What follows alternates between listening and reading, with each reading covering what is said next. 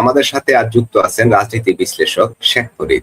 ফরিদ ভাইকে স্বাগত জানিয়ে শুরু করতে চাই। ফরিদ ভাই, প্রধানমন্ত্রী তারেক রহমানের সাথে বৈঠকের পর ভারতীয় হাই কমিশনার দীনেশ ত্রিবেদী ছুটে গেলেন দিল্লিতে। সেখানে ভারতীয় প্রধানমন্ত্রী নরেন্দ্র মোদীর সাথে 1-to-1 বৈঠক করলেন। নিশ্চয়ই এই বৈঠকের মূল প্রতিপাদ্য বাংলাদেশ হবে, যেহেতু দীনেশ ত্রিবেদী বাংলাদেশে নিযুক্ত ভারতের হাই কমিশন। প্রশ্ন হলো, এই তৎপরতার পেছনে কি বাংলাদেশের সাবেক প্রধানমন্ত্রী শেখ হাসিনা না অন্য কি? আপনার কি মনে হয়? ধন্যবাদ আপনাকে। দীনেশ ত্রিবেদীর ভারতের রাষ্ট্রদূত, হাই কমিশনার এবং তিনি মন্ত্রীর পদমর্যাদাধারী। তিনি বাংলাদেশের প্রধানমন্ত্রীর সাথে তারেক রহমানের সাথে বৈঠকের পরে সোজা তিনি চলে গেলেন, সেই সন্ধ্যায় বাড়াতেই চলে গেলেন তিনি দিল্লিতে। বিষয়টা অবশ্যই গভীরভাবে খতিয়ে দেখার বিষয় আছে। খতিয়ে দেখার বিষয় মানে এটা অবশ্যই এটা একটা রাজনীতির যারা সরে সরে জানে তারা বুঝে ফেলতে পারে যে এখানে কোনো না কোনো গুরুত্বপূর্ণ বিষয় রয়েছে। আমরা দেখতে পেলাম গত 15 দিনে এই যে বাংলাদেশের রাষ্ট্রদূত, ভারতে মানে বাংলাদেশস্থ ভারতীয় রাষ্ট্রদূত, এমনকি ভারতে থাকা রাষ্ট্রদূত, দক্ষিণ এশিয়া বিষয়ক আমেরিকান রাষ্ট্রদূত, তাদের যে আসা যাওয়া গত 15 দিন বা 1 মাসে আমরা গভীরভাবে পর্যবেক্ষণ যদি করি তাহলে দেখতে পারবো যে এগুলোর সেই ধারাবাহিকতার অংশ। সুতরাং আপনি একজন রাষ্ট্রদূত এই দেশের প্রধানমন্ত্রীর সাথে দেখা করার পরে সরাসরি তার নিজের দেশের প্রধানমন্ত্রীর সাথে দেখা করে, এখানে তো বহুবিধ বিষয় আলোচনা হবে, তাতে কোনো সন্দেহ। আর সঙ্গত কারণে আমরা ধরে নিতে পারি যে এখানে প্রধান আলোচনার বিষয় ছিল জননেত্রী শেখ হাসিনার প্রত্যাবর্তন। এটা তো সহজেই বোঝা যায়। এটা অনুমান করতে তো আর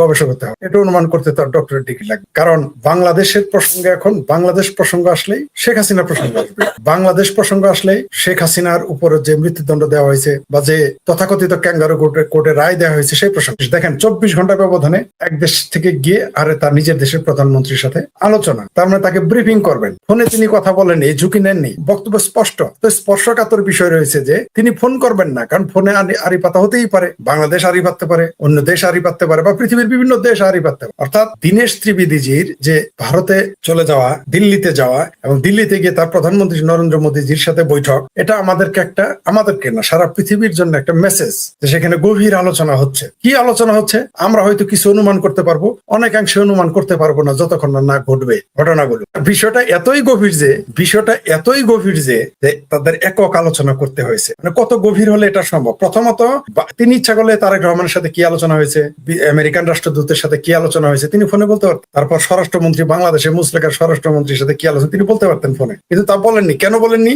তার মানে বিষয়টা আরো গভীরে। এই গভীরতা আরো গভীরে চলে গেছে যখন আমরা দেখলাম যে তার দেশেও শুধু প্রধানমন্ত্রীর সাথে তার সাক্ষাৎ। তার মানে গভীর আলোচনা হচ্ছে। আলোচনা সাধারণ আলোচনার মধ্যে এখন আর নেই। সেটা বাংলাদেশের সাথে অন্য দেশের প্রতিরক্ষা চুক্তি, যেমন বাংলাদেশ এখন ওই যে 14 দেশের যে জোট আছে, যেখানে তুরস্ক, পাকিস্তান, সৌদি আরব সহ আরো মোট 14টা মুসলিম দেশের সাথে যে চুক্তি হয়েছে, এটা নিয়ে আলোচনা হবে। তারপরে গঙ্গার পানি চুক্তি রিনিউ করার সময় হয়ে গেছে, এই বিষয়ে আলোচনা হবে। বাংলাদেশের গণতান্ত্রিক ব্যবস্থায় স্থিতিশীলতা নিয়ে আলোচনা হবে, কারণ বাংলাদেশের স্থিতিশীলতার উপরে, বাংলাদেশের রাজনৈতিক অস্থিরতার উপরে অনেক কিছু নির্ভর করে ভারতের নিরাপত্তা। এটা তারা বিভিন্ন বিষয়ে আলোচনা করে, কোনো সন্দেহ। সবচেয়ে এখানে যেটা আলোচ্য বিষয় আমরা মনে করতেছি যে অনেকেই মনে করতেছে যে তার মৃত্যুদণ্ডাদেশ, তার উপরে যে ক্যাঙ্গারু কোর্ট সেটা স্থগিত করবে। কেউ মনে করতেছে যে আওয়ামী লীগের উপরে নিষেধাজ্ঞা প্রত্যাহার করবে। কেউ মনে করতেছে ছাত্রলীগের উপর নিষেধাজ্ঞা প্রত্যাহার করবে।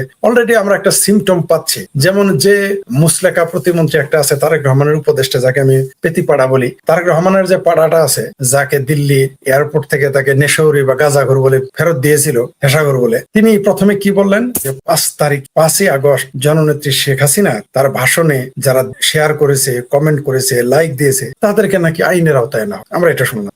তার আগে আমরা তার বক্তব্য শুনলাম শেখ হাসিনাকে পারলে ধরে এনেছে, ফাঁসিতে ঝুলাই দেয়, এরকম তার বক্তব্য। কিন্তু আমরা 24 ঘন্টা পরেই শুনলাম যে যদি সীমিত আকারে শেখ হাসিনার খবর প্রকাশ করে তাতে তারা আপত্তি নেই। সুর পাল্টে গেল। ঠিক তার 48 ঘন্টা পরে, মানে টোটাল 72 ঘন্টা পরে আমরা শুনতে পেলাম এই মান্না ভাইয়ের পেতিপাড়া, তারপর তারেক রহমানের পাড়া, সে বলল যে যদি শেখ হাসিনা আসেন তাহলে তারা আইনগত সকল সুবিধা পাবেন, নিরাপদ। সুরটা কেমন যেন চেঞ্জ হয়ে গেল। এই যে আপনি পরিবর্তনটা দেখতেছেন, এই পরিবর্তনটা তো একদিনে হয় নাই, এমনি হয় নাই। ওই যে আমেরিকা আমেরিকান রাষ্ট্রদূত, যেটা তাদের আসল খুঁটি, কারণ সব পাঠা তো খুঁটির জোরে কুদে। তো বাংলাদেশের যারা এখন এই মুহূর্তে আমার ভাবির পোলা, জামাত, হেফাজত, বিএনপি, চামরানা পীর সহ যারা এই যে আওয়ামী লীগের বিরুদ্ধে নাচানাচি, কোদাকুদি, যারা নিজেদের জুলাই সন্ত্রাসী দাবি করে, তাদের ভাষাতে তারা জুলাই বিপ্লবী, মহান নেতা, তারা মুক্তিযোদ্ধাদের চেয়ে বড় বড় নেতা। আজকাল তাদের বিমানের টিকিট অর্ধেক, তারা আবার কোটাতে চাকরি নেয়, অথচ এরা সারাদিন কোটা না হেডা এগুলো বলে আসছে যে কোটা দেওয়া যাবে না, কোটা খুব খারাপ। কিন্তু এখন তারাই আবার কোটাতে চাকরি নিতেছে, কোটাতে বিমানের টিকিট।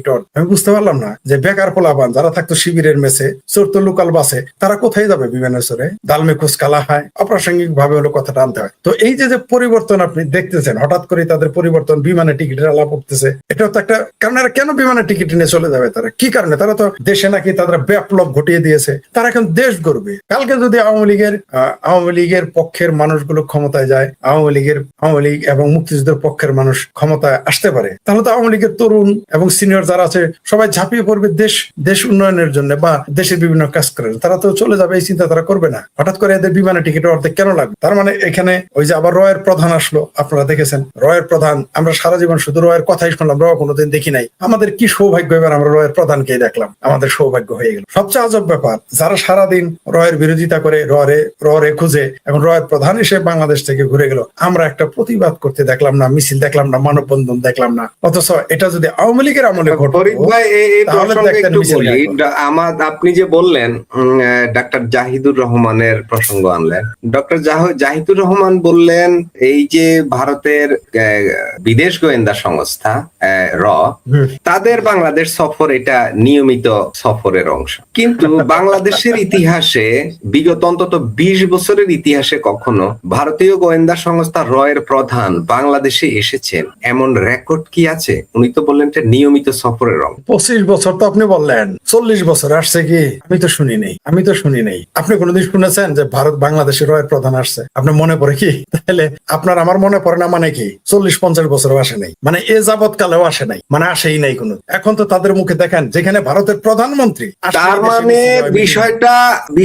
বিষয়ের ভিতরে কিছু একটা কিন্তু আছে, যেটাকে আমাদের দেশের লোকালি এইভাবে বলে যে একদিকে সার্জিও গোর আসলেন, আপনার আলোচনার শুরুতেই বলছিলেন যে সার্জিও গোর আসলেন, সার্জিও গোরের সাথে আনঅফিসিয়ালি দীনেশ ত্রিবেদীর একটা বৈঠক হয়ে গেল। সেই বৈঠক নিয়ে বাংলাদেশের ভিতরে কতিপয় রাজনৈতিক নেতারা আপত্তিও করেছেন, সমালোচনাও করেছেন বিরোধী দলের পক্ষে। মানে এটা আনঅফিসিয়ালি যেভাবেই হোক, ঠিক এরপরেও কিন্তু দীনেশ ত্রিবেদী ভারতেই গিয়েছিলেন ওই মিটিং এর পরে। এখন পররাষ্ট্র উপদেষ্টার সাথে পররাষ্ট্রমন্ত্রী এবং স্বরাষ্ট্রমন্ত্রীর সাথে বৈঠক করলেন, পররাষ্ট্রমন্ত্রীর সাথে করলেন, এরপরে তিনি প্রধানমন্ত্রীর সাথে বৈঠক করেই তিনি উড়াল দিলেন আবার দিল। এখানকার মেসেজ, এখানকার সিগন্যাল, এখানকার পরিস্থিতি ব্যাখ্যা করার জন্য হয়। গত 24 ঘন্টা আরো 2টা মজার তথ্য আমরা পেয়েছি। একটা হলো সুবীর ভৌমিকদা, ভারতের প্রখ্যাত সাংবাদিক, বহুভাষী ভাষাবিদ, সাংবাদিক, লেখক, বুদ্ধিজীবী বটে। সুবীর ভৌমিক কি বললেন যে এই সালাউদ্দিন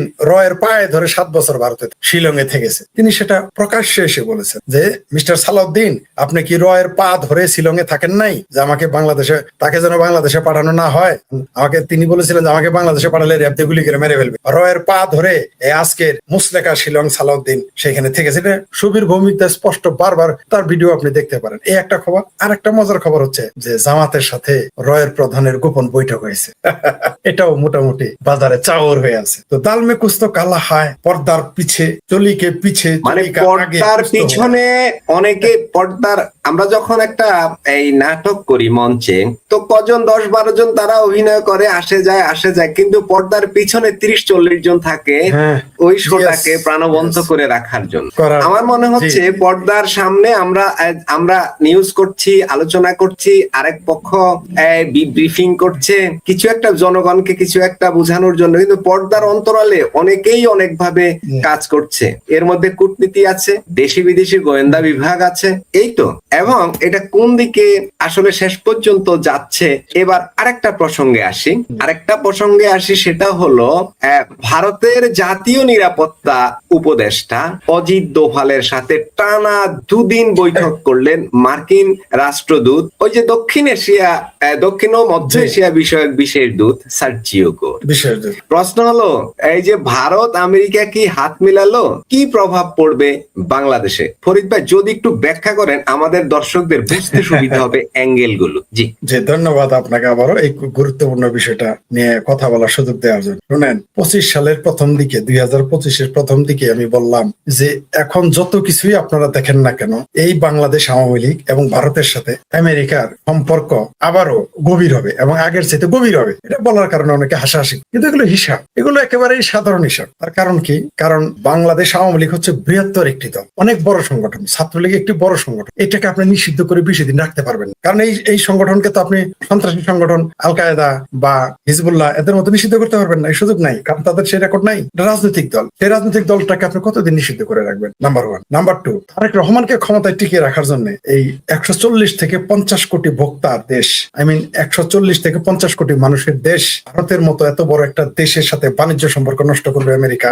প্রশ্নই আসে না। কারণ যদি এইখানে ভারতের সাথে আমেরিকার সম্পর্ক খারাপ রাখে, যত খারাপ করবে ভারত ধীরে ধীরে ধীরে ধীরে চায়নার দিকে যাবে, বক্তব্য পরিষ্কার। আবার চায়না যদি বেশি ধাক্কাধাক্কি করে তাহলে ভারত আমেরিকার দিকে চলে যাবে। এখানে একটা ব্যালেন্স আনার জন্যই কিন্তু চায়নার সাথে যে ভারতের এত বিরোধ, এই ভারত কিন্তু এখনো কিন্তু চায়না অনেক বড় পার্টনার এই ব্যবসায়িক ভাবে। চায়নার সাথে তার ভারত ব্যবসায়িক সম্পর্ক রয়েছে, বিলিয়ন বিলিয়ন ডলার তারা ব্যবসা করতেছে দুই দেশ। তাহলে চায়নার সাথে যদি ভারতের অলিখিত হলেও শত্রু রাষ্ট্র হচ্ছে চায়না, সে চায়নার সাথে যদি ভারত সম্পর্ক রাখে তাহলে আমেরিকার সাথে রাখবে না? আবার আমেরিকা, সে তো ব্যবসা, আমেরিকা তো পুঁজিবাদী রাষ্ট্র, ব্যবসা তার জন্য দরকার। তাহলে সে কি চাইবে যে রাশিয়ার ভারত কেন্দ্রিক, রাশিয়ার চায়না কেন্দ্রিক হয়ে থাকুক ভারত? এত বড় মার্কেট, এত বড় দেশ, সুযোগ হাতছাড়া হয়ে যাবে আমেরিকার কাছ থেকে? আমেরিকা তা চাইবে না। তো এখানে দুয়ে দুয়ে চার। তাহলে আমেরিকা কি করবে? ভারতের মার্কেটটা চাইবে। সোজা কথা, দুইটা কারণে চাইবে। একটা হলো তার নিজের দেশের ব্যবসার জন্য, আরেকটা হলো ভারত যাতে চায়না মুখী না, সেই কারণ।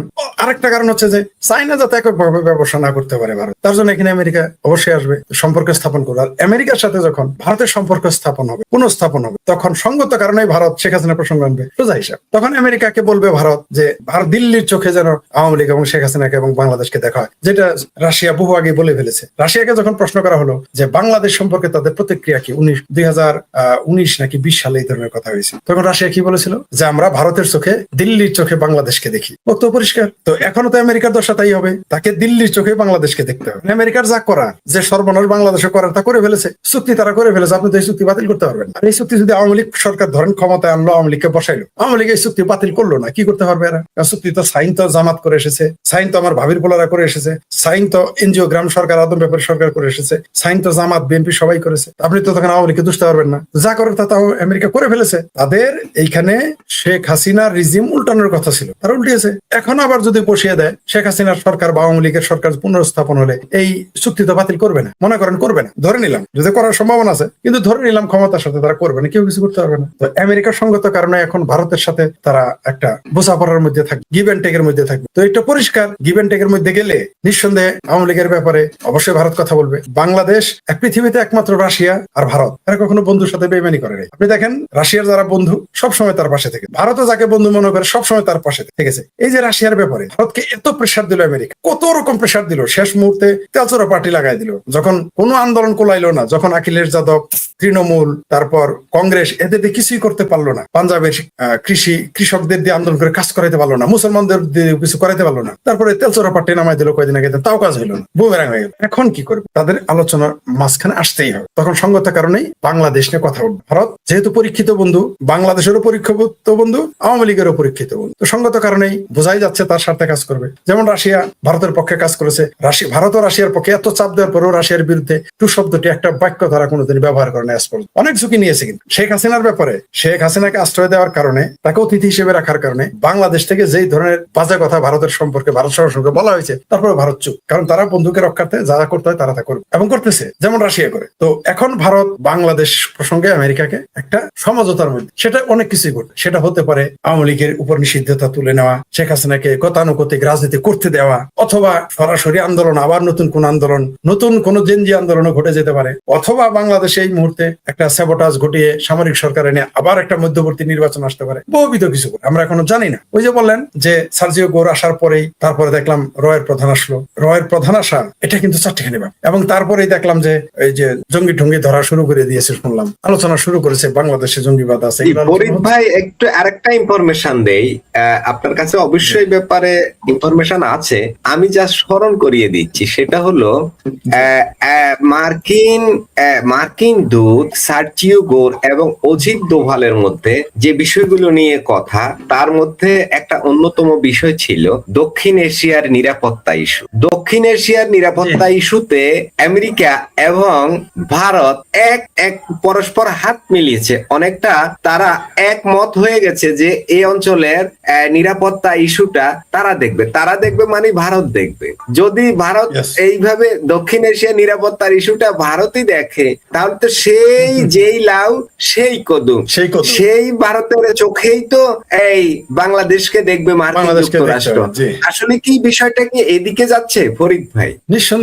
নিঃসন্দেহে আমেরিকা এই মুহূর্তে তার রিজিম পাল্টানোর জন্য বাংলাদেশের মৌলবাদী শক্তিকে ব্যবহার করেছে। বাংলাদেশের বামপন্থী, মৌলবাদী, দক্ষিণপন্থী, আধা ডানপন্থী এবং বাংলাদেশ সেনাবাহিনীকে ব্যবহার করে রিজিমটা পাল্টে দিয়েছে। কারণ যেহেতু বাংলাদেশ আওয়ামী লীগ সরকার কথা শুনে নাই, তার সাথে বুঝাই দিল যে আমার কত শক্তি, দেখো তার কাজ তো শেষ। এখন আমেরিকা তো ভালোভাবে বুঝতে পেরেছে যে তারেক রহমানকে, জামাতকে ক্ষমতায় বসালে এই উপমহাদেশে মৌলবাদ বেড়ে যাবে এবং অলরেডি বেড়ে গেছে। তার সিমটম আপনি দেখতে পাচ্ছেন যে আমাদের সেনাপ্রধান দাঁড়িয়ে রাখলো, তারপরে ওইখানে চার ব্যাটালিয়নের নাম রাখলো, 4 খলিফার নামে। এমনকি এখন নারী কোম্পানি, 4 ব্যাটালিয়নে 4 কোম্পানি, এরপর নারী কোম্পানি আর্মিতে আসবে, সেখানে আবার কি মাদ্রাসা প্রতিষ্ঠা করলো সেনাপ্রধান, ওইদিকে যাচ্ছে। এবং এটা করতে করতে কোন দিকে চলে গেল, 1 মাস না যেতে ইসলামী ইনস্টিটিউট খুলে ফেললো সেনাবাহিনী। আমরা এর আগে সেনাবাহিনীকে দেখলাম ব্যাংকের ব্যবসা করতে, সুদের ব্যবসা করতে, এখন ইনস্টিটিউট করতেছে, ইসলামিক ইনস্টিটিউট, জামাতের মতো। সিমটমটা দেখেন, ঠিক জামাতের মতো বদামি শুরু করেছে বাংলাদেশের সেনাবাহিনী। এবং এরা দেখবেন কয়েকদিন পরে আস্তে আস্তে আবার ফতোয়া দেওয়া শুরু করেছে সেনাপ্রধান যে বেদাত কই আছে আর নাচ, বেদাত খুঁজতেছে। বাংলাদেশ সেনাবাহিনীর কাজ কি আর খুঁজতে আসছে বেদাত। মানে এই দেশে লামা জাহাবি ওই যে কিছু আহলে খবিশি কম পড়ে গেছে, তো এখন সেনাপ্রধানকেও আহলে খবিশ হইতে হবে, হয়ে তাকে বেদাত খুঁজতে হবে। সে এখন বেদাত খুঁজতে নেমে গেছে, কাম না থাকলে কই বাজে। এদেশের সেনাবাহিনীতে কোনো কাম নাই, কু করা ছাড়া। আর হইলো আপনার এখন তো কু করাও যাচ্ছে না, ডাইরেক্ট ইনডাইরেক্ট করে। তা এখন কি করবে, কোনো কাম তো নাই, যুদ্ধ তো পৃথিবীতে কোনো দেশের সাথে করে নাই, করবেও না। তো কি করবে তারা এখন ওই বেদাত খুঁজতেছে, তারা এখন ইসলামিক ইনস্টিটিউট খুলতেছে। তো এটার সিমটমটা কি, তুরস্কের দিকে ঝুঁকে গেছে। কারণ তুরস্ককে কিন্তু আমেরিকা বিশ্বাস করে, পাকিস্তানকেও কিন্তু বিশ্বাস করে না। কারণ তাদের কাছে এদেরকে তারা ব্যবহার করে, কিন্তু ভেতরে ভেতরে না তুরস্ককে বিশ্বাস করে না পাকিস্তানকে আমেরিকা বিশ্বাস করে। প্রশ্নই আসে না, যতটুকু ব্যবহার করা যায় ব্যবহার করে নিচ্ছে, এছাড়া বিশ্বাস একটু মোটো করে। তো এই বাংলাদেশে যে মৌলবাদ, একটা কনফিউশন আছে এই আলোচনার ভিতরেই, এই আপনার এই আলোচনার ভিতর থেকে একটা কনফিউশন আছে আমার। সেটা হলো আমাদের এই যে আমাদের সরকার প্রধান, আমাদের মাননীয় প্রধানমন্ত্রী, তিনি মালয়েশিয়া হয়ে চায়না সফর করলেন। এই বিষয়টাই কি ঝামেলার মূল গোড়া, নাকি এর পিছনে অন্য কিছু আছে? মনে করে দেওয়ার জন্য ধন্যবাদ। শোনেন, বাংলাদেশের রেকর্ড আছে, যখনই কেউ চায়নাতে যায় তখনই তার সরকারের অবস্থা কেরাসিন হয়ে যায়।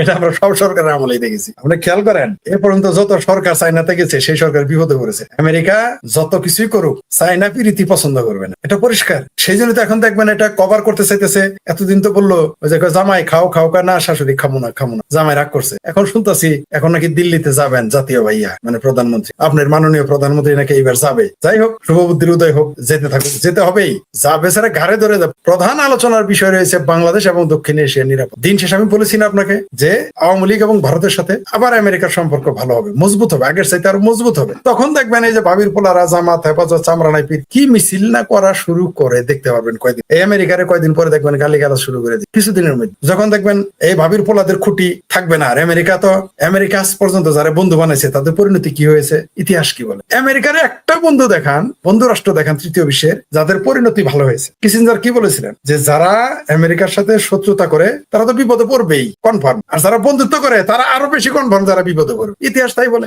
আপনি যদি 50-60 বছরের ইতিহাস দেখেন, এই সোভিয়েত ইউনিয়নের সাথে কি রাশিয়ার বন্ধুত্ব ছিল না? ছিল। ইরানের সাথে কি আমেরিকার বন্ধুত্ব ছিল না? ছিল। এই খোমেনি আসার আগে ইরানের সাথে সবচেয়ে ভালো সম্পর্ক ছিল। হয়তো এই তথাকথিত ইসলামী বিপ্লব না হলে এতদিন এই ইরান পারমাণবিক শক্তিধর রাষ্ট্র হয়ে যাইতো এবং সেই পারমাণবিক বোমার সকল আয়োজন সম্পন্ন করে দিত আমেরিকা, হয়ে যেত। আপনি দেখেন, আফগানিস্তান কি আমেরিকার বন্ধু ছিল না? পাকিস্তান কি আমেরিকার বন্ধু না? সাদ্দাম কি আমেরিকার বন্ধু ছিল না?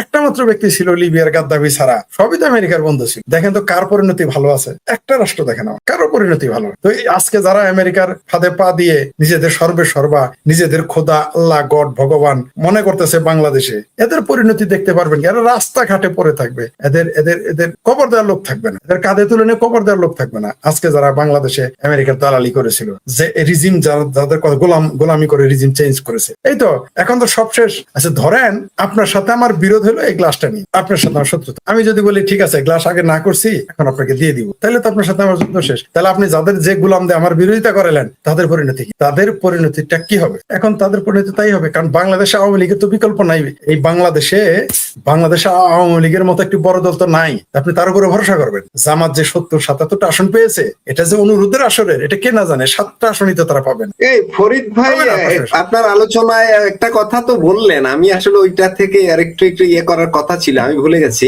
সেটা হলো আমাদের তথ্য উপদেষ্টা, প্রাইম মিনিস্টারের তথ্য উপদেষ্টা ডাক্তার জাহিদুর, তিনি যে কথাটা বললেন যে শেখ হাসিনা দেশে আসলে তাকে আইনি সহায়তা দেওয়া হবে, তার সর্বোচ্চ নিরাপত্তা দেওয়া হবে, এই কথাগুলো তিনি সাংবাদিক সম্মেলনে বলেছেন। আমার প্রশ্ন হলো, ওই যে যেদিন শেখ হাসিনা ঘোষণা করলেন যে আমি ডিসেম্বরে বাংলাদেশে আমার দেশে ফিরে যাব, দেখি আমাকে কে ঠেকায়, এই কথাটা ঠিক অনেকটা এরকমই ছিল। আমি জানি না অনেকটা এরকমই ছিল, কথাটা অনেকটা এরকমই ছিল। তখন আমরা অনেককেই বক্তৃতা বিবৃতি দিতে শুনেছি যে আসুন, কোথা দিয়ে ঢুকবেন আসুন, এবং আমি নাম বললাম না, বাংলাদেশের একজন কথিত যশা লেখক এবং বুদ্ধিজীবী, তিনিও এই ধরনের একটা কলাম লিখে ফেলেছিলেন প্রথম আলো। তো আসুন আসুন মানে এসে আপনি ফাঁসির দড়ি গলায় ঝুলান, মানে বাংলা সীমান্তের যে দিক দিয়েই ঢুকবেন এপারের ফাঁসির মঞ্চ তৈরি থাকবে,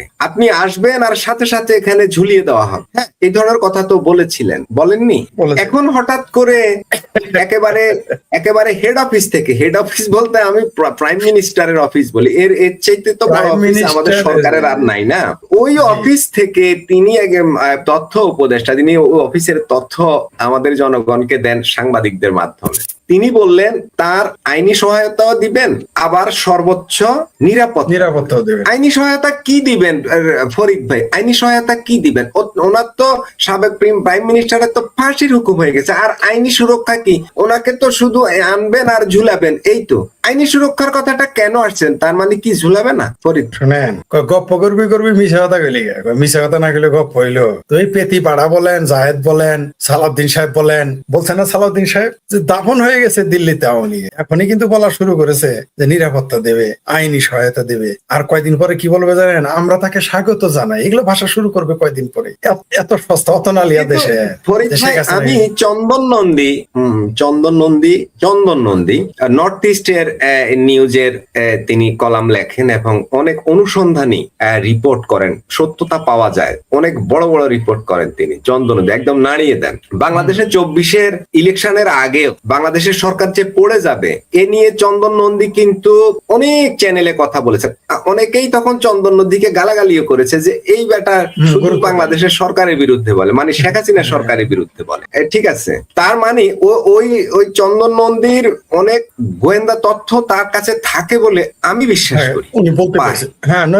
তিনি বললেন আজকে, ফরিদ ভাই, আজকে একটা চ্যানেলে চন্দন নন্দী বললেন যে শেখ হাসিনার যে ট্রায়াল হয়েছে, যে সাজা হয়েছে, এই সাজাগুলো 1 বছরের জন্য মওকুফ হয়ে যেতে পারে। তার মানে এই ধরনের আলোচনা হচ্ছে নাকি স্থগিত হয়ে যেতে পারে? হ্যাঁ, উনি যেটা বলেছেন নিঃসন্দেহে তিনি খুবই গুরুত্বপূর্ণ রিপোর্ট লেখেন। এমনকি তার যে বক্তব্য ছিল, আমিও সেই রিপোর্ট গুলো দেখতাম। আমি তখন বলতাম হয়তো ওভার কনফিডেন্টের কারণে এই সরকার, আমিও তখন তার সাথে ওইভাবে একমত না হলে আমি আওয়ামী লীগের নেতাদের বলতাম, বিএনপির নেতাদের বলতাম যে আওয়ামী লীগের যেহেতু তারা ধরেই নিয়েছে 5 বছর আর ক্ষমতায় থাকবে, এই ওভার কনফিডেন্টে তাদের পতন ঘটলেও ঘটতে পারে, এইভাবে বলতাম। আর একটা জিনিস, রাশিয়া থেকে একটা নিউজ হয়েছিল যেটা আমরা কেউ প্রথমে গুরুত্ব দেই নাই, যে 6 মাস আগে, এই সরকার গঠনেরও 6 মাস আগে, যে মানে অর্থাৎ আওয়ামী লীগ সরকারকে যে ফেলে দিবে, এটা রাশিয়া থেকে প্রথম প্রকাশিত হয়েছে। আমরা দেখলাম এই সাংবাদিকের, ত্রিপুরার সাংবাদিকের কথাই সত্য হলো এবং রাশিয়ার কথাই সত্য হলো। আর আপনি যেটা বললেন যে উনি যেটা, আমার কাছে যে তথ্য আছে, আমার কাছে যেটা আমি যতদূর জানি যে এখানে আওয়ামী লীগের যে নিষিদ্ধতা সেটা উঠিয়ে নিবে, স্বাভাবিক রাজনীতি করার সুযোগ দিবে